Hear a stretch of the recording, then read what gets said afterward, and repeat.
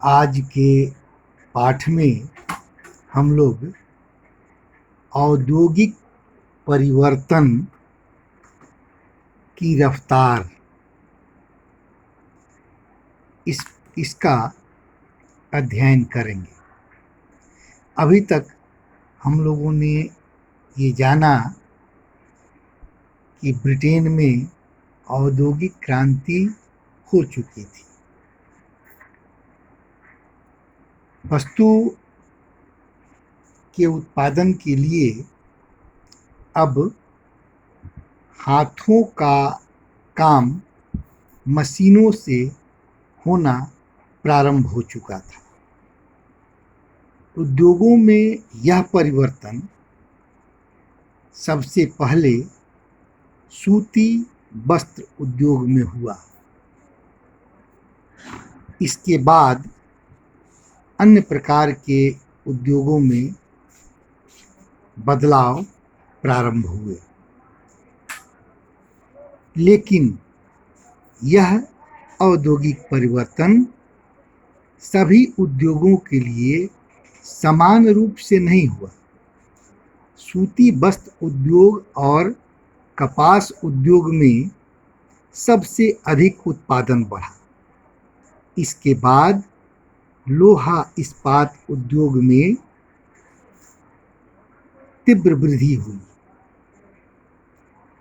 लोहा इस्पात उद्योग में विकास का कारण इंग्लैंड और उसके उपनिवेशों में रेल का विस्तार था। इसके लिए लोहा और इस्पात की आवश्यकता थी। इस मांग को पूरा करने के लिए लौह उद्योग का तेजी से विकास किया गया। फलतः लौह उद्योग कपास उद्योग से आगे निकल गया। लौह उद्योग के साथ साथ कोयला और खनन उद्योग का भी विकास हुआ। 1873 तक ब्रिटेन के लोहा और इस्पात का मूल्य 7.7 करोड़ पाउंड हो गया था। यह राशि इंग्लैंड के कपास निर्यात के मूल्य से दुगनी थी। उद्योगों में परिवर्तन तो हुआ, लेकिन इस औद्योगिकरण के बावजूद परंपरागत उद्योगों का महत्व कम नहीं था। 19वीं शताब्दी के अंत तक विकसित उद्योगों में कार्यरत मजदूरों की संख्या 20% से अधिक नहीं थी। अभी भी अधिकांश उत्पादन परंपरागत उद्योगों में ही होता था। यद्यपि परंपरागत उद्योगों में बड़ी मशीनों का व्यवहार नहीं होता था, तथापि उनमें भी नए आविष्कारों का उपयोग किया गया, अर्थात उनका भी विकास हो रहा था। खाद्य प्रसंस्करण, निर्माण, पॉटरी, कांच के काम, चर्म शोधन, फर्नीचर और औजारों के उत्पादन में साधारण और छोटे आविष्कारों का उपयोग किया गया। तकनीकी बदलाव की गति धीमी थी। ये जो तकनीकी रूप से बदलाव हुए, औद्योगिकरण हुआ, उसका रफ्तार जो था वह धीमा था। इसका मुख्य कारण मशीनों का महंगा होना था, साथ ही उसके रखरखाव और मरम्मत पर खर्च अधिक बैठता था। एक अन्य कारण यह भी था कि अनेक मशीनों की गुणवत्ता उतनी अच्छी नहीं थी जिनका दावा उनके आविष्कारक करते थे। उदाहरण के लिए, जेम्स वाट द्वारा निर्मित भाप का इंजन बहुत अधिक लोकप्रिय नहीं हो सका।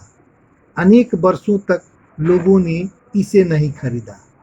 19वीं सदी के आरंभ तक इंग्लैंड में सिर्फ 321 वाष्प इंजन थे।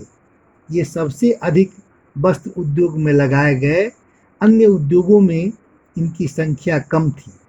इससे पता चलता है कि उत्पादन क्षमता को बढ़ाने वाली मशीनों का व्यवहार धड़ल्ले से नहीं बल्कि सोच समझ कर ही पूंजीपति और कारखानेदार करते थे।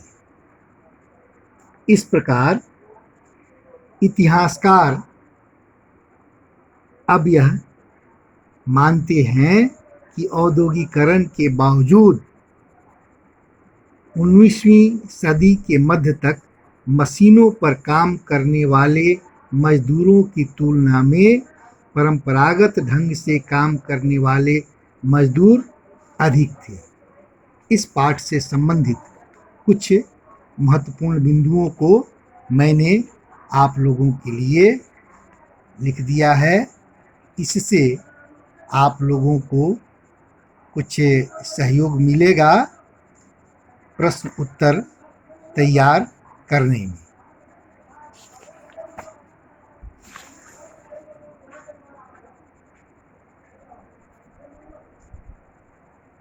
इस पाठ से संबंधित गृह कार्य भी आप लोगों के लिए है।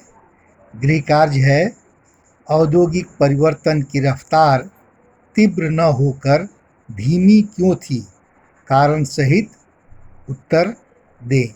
औद्योगिक परिवर्तन की रफ्तार तीव्र न होकर धीमी क्यों थी, कारण सहित उत्तर दें। धन्यवाद।